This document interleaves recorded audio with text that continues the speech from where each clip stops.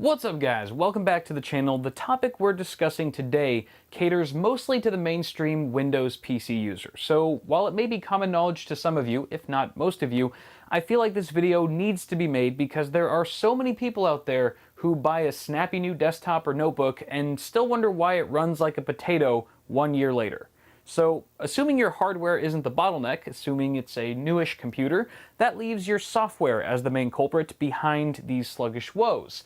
Viruses and other malware may be the first offenders that come to mind, and they certainly can be, but to be honest, most of the slow computers I've encountered over the years are plagued less by malicious code than they are with bundled software, antivirus programs, and other trusted applications. So let's talk about why this happens, how to fix it, and how to prevent it from happening in the future. So kicking things off, it's no surprise that the age-old problem of malware has led to the mass appeal of antivirus programs for decades. However, depending on the software, these protective applications can actually bring your system to a crawl, just like the viruses they attack. By periodically scanning and updating in the background, antivirus programs can significantly drain your system resources, causing slowdowns when you're busy doing other tasks. For optimal performance, it's generally a good idea to schedule your scans late at night or during a time when you won't be using your PC. If your software lacks a scheduling feature, you may consider upgrading to a paid version that allows it, or finding a different program altogether. A seemingly audacious alternative is to not have an AV program at all. I know it sounds like crazy talk to have your system quote-unquote unprotected, but simple, safe browsing habits are the best defense against contracting a virus. Red flags to avoid include untrusted downloads, links in unknown emails, and pop-up advertisements. Keeping your distance from these is relatively easy to do, and it's what's kept my own personal computer infection-free for nearly 2 years without the aid of any security software. So, with an AV program no longer slowing you down, you may still have additional software running in the background impeding performance. Typically, when you boot up a new computer for the very first time, only a few essential programs and processes are running to keep your system functioning properly. As you install more and more programs over time, however, some of them continue running invisibly in the background 24/7, even after restarting your computer, and eventually you could have dozens of them running simultaneously, which will eat away at your system memory and bog down the overall snappiness of your PC. The first step to curbing this is to do a little spring cleaning and uninstall any unwanted programs that you can live without. If applicable, this also includes bloatware, programs that come preloaded on your computer by the manufacturer that are more often than not heaping piles of RAM-eating garbage. Since some bloatware is protected from conventional uninstallation methods, you may or may not need to Google the program and search for bloatware removal guides for your specific model of PC. To remove most other applications, Windows 7 users can start by accessing the control panel through the Start menu or from searching for it in the search box. Windows 8 and 10 users can hit the Windows and X keys together and select Control Panel from the pop-up menu. From the Control Panel window, select Uninstall a Program to open the list of your installed applications.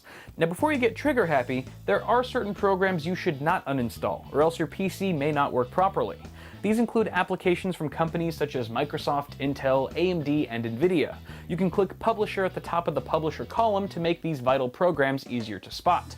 When ready, left-click the app you wish to remove, click Uninstall, and follow the prompt until the application has been removed successfully, repeating this process for all other unwanted programs.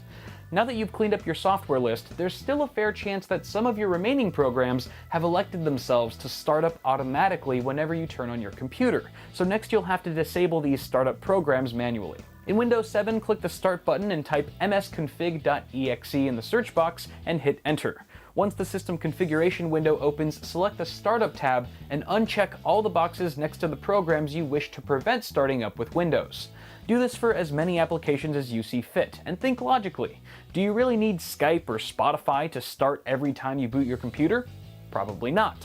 If you're on the fence about disabling something you don't recognize, Google what it does and decide for yourself. Click OK once you're satisfied with your selection and restart your system for the changes to take effect, or click Exit without restart if you're not ready to reboot. In Windows 8 and 10, the list of startup applications is found in your Task Manager, which you can bring up by hitting Control-Shift-Escape. After clicking the Startup tab, you can disable an app from starting with Windows by right-clicking it and selecting Disable. Once you've trimmed down your number of startup programs, close the Task Manager window, and your changes will take effect the next time you restart your system. So by now, your PC should feel a bit quicker on its toes, depending on how many resources you've just freed up. But unless you start changing the way you install programs from here on out, you'll inevitably fall back into the same slow nightmare before you know it. And not having the information I'm about to share with you, in my opinion, is the #1 cause of why Windows users report slowdowns on their relatively new PCs. So here's the deal. Many of the programs that we all download these days are completely free. To turn a profit, the developers of these programs often bundle their software with third-party programs that pay them for a chance to be installed on your computer.